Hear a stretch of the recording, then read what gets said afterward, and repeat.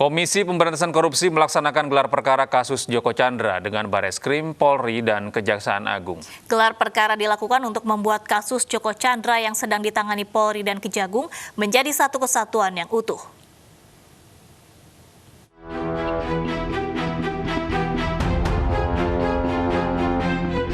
Guna menjadikan kasus Joko Chandra menjadi satu kesatuan yang utuh, KPK melaksanakan gelar perkara dengan Bareskrim Polri dan Kejaksaan Agung. Menurut Wakil Ketua KPK Alexander Marwata, KPK ingin mengungkap gambaran utuh perkara yang menjerat Joko Chandra, serta kemungkinan ada keterkaitan perkara yang ditangani Bareskrim Mabes Polri dan juga Kejagung. Kita ingin melihat sejauh mana penanganan perkara di Bareskrim, ya, apakah sudah menggambarkan kasus secara besarnya, atau itu tadi klaster-klasternya. Nah, disampaikan di Bareskrim bahwa yang ditangani terkait perkara Joko Chandra itu menyangkut penghapusan red notice yang pada kemudian mungkin juga akan menghilangkan status DPO-nya Joko Chandra. Nah, untuk itu Joko Chandra menyuap pejabat-pejabat di kepolisian untuk mendapatkan pencoretan red notice maupun DPO-nya dengan koordinasi itu. Itu yang ditangani di Direktorat Tindak Pidana Korupsi di Bareskrim. Jadi belum menyentuh apakah tujuan penghapusan itu untuk apa? Ya, itu saja. Apakah nanti akan mengarah pada upaya-upaya untuk pengajuan PK dan seterusnya. Sementara itu, perwakilan Bareskrim Polri menyatakan pihak yang menangani aliran dana dalam kasus Joko Chandra. Namun, berkas red notice yang telah dilimpahkan telah dikembalikan oleh Kejaksaan Agung karena belum lengkap.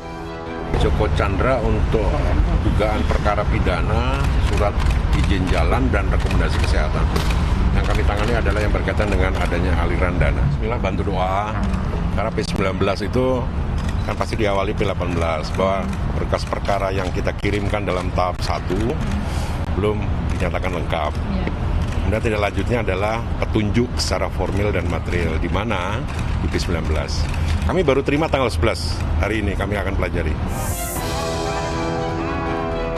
Dengan adanya gelar perkara ini, diharapkan penyidik dapat lebih mudah untuk mengungkap secara utuh sengkarut kasus yang menjerat Joko Chandra dan sejumlah pejabat di Polri dan Kejagung.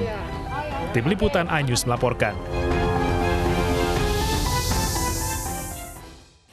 Pemirsa, Badan Narkotika Nasional Provinsi DKI Jakarta mengabulkan permohonan rehabilitasi Reza Artamevia. Meski demikian, proses hukum Reza dalam kasus narkoba akan tetap berjalan.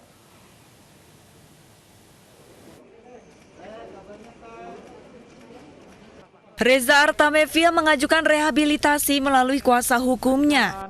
Suratnya diterima polisi Rabu lalu, keesokan harinya Reza dibawa ke Rumah Sakit Bayangkara Lemdiklat Polri. Berdasarkan hasil rekomendasi asesmen BNN Provinsi DKI Jakarta, Reza Artamevia layak untuk direhabilitasi. Meski kini Reza menjalani proses rehabilitasi ketergantungan narkoba, namun proses hukum tetap berjalan. Setelah lengkap, berkas akan dilimpahkan ke Kejaksaan. Memang pengacaranya mengajukan rehabilitasi kepada penyidik, dalam hal ini Dir Narkoba Polda Metro Jaya. Ya, setelah dianalisa, kemudian dirujuk yang bersangkutan.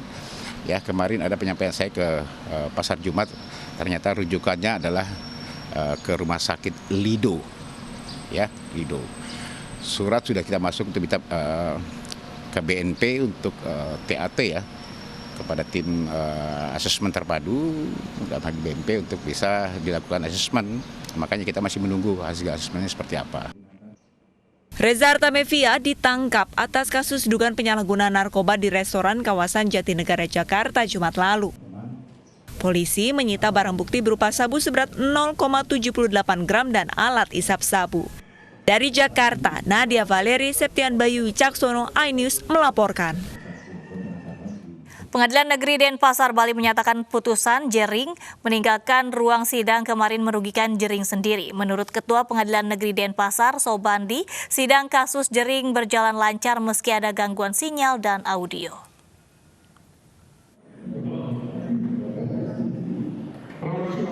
Aksi walkout Jering dalam sidang ujaran kebencian di Pengadilan Negeri Denpasar, Bali merupakan yang pertama kalinya terjadi.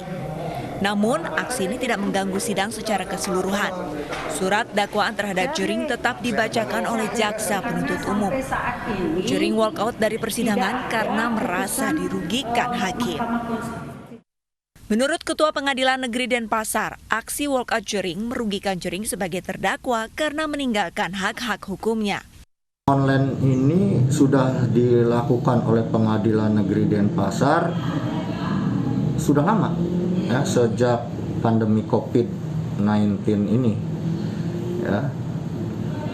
Nah, keluhan-keluhan kecil seperti sinyal, seperti suara kurang jelas itu pernah disampaikan dan kita terus perbaiki, ya, terus perbaiki. Tetapi umumnya itu bahkan baru kali ini boleh dikatakan ada yang mengeluh itu dan langsung melakukan walkout.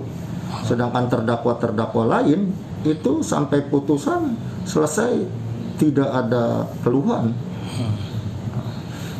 Majelis Hakim. Sebelumnya pihak Jering meminta persidangan digelar secara offline. Namun pengadilan menolak keinginan Jering. Pengadilan Negeri Denpasar tetap menggelar sidang secara online. Hakim dan jaksa berada di Pengadilan Negeri Denpasar, sementara terdakwa Jering berada di gedung Ditreskrimsus Polda Bali. Dari Denpasar, Bali, Muhyiddin, iNews melaporkan. Tim Intelijen Kejaksaan Agung dan Kejaksaan Tinggi Bengkulu menangkap Imran Rosadi, terpidana kasus korupsi pembangunan kantor di Bengkulu. Imran Rosadi telah merugikan negara sebesar 1,8 miliar rupiah lebih.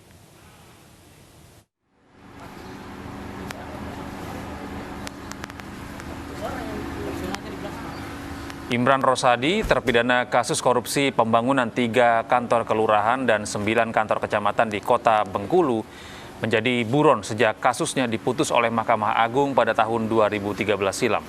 Dia ditangkap di rumahnya di Jawa Barat pada Jumat sore. Kasus korupsi yang melibatkan Imam Rosadi yang saat itu menjabat Kepala Badan Penanggulangan Bencana Provinsi Bengkulu telah merugikan negara sebesar 1,8 miliar rupiah lebih dalam anggaran tahun 2006-2007. Terpidana korupsi langsung diserahkan Kejaksaan Tinggi Bengkulu untuk menjalani hukumannya selama 4 tahun dan denda 200 juta rupiah.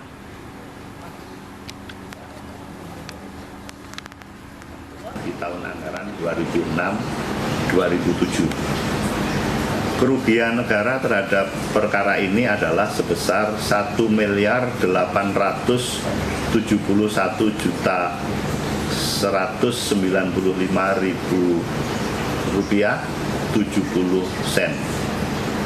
Yang bersangkutan ditangkap oleh tim tabur di perumahan Gria Alam.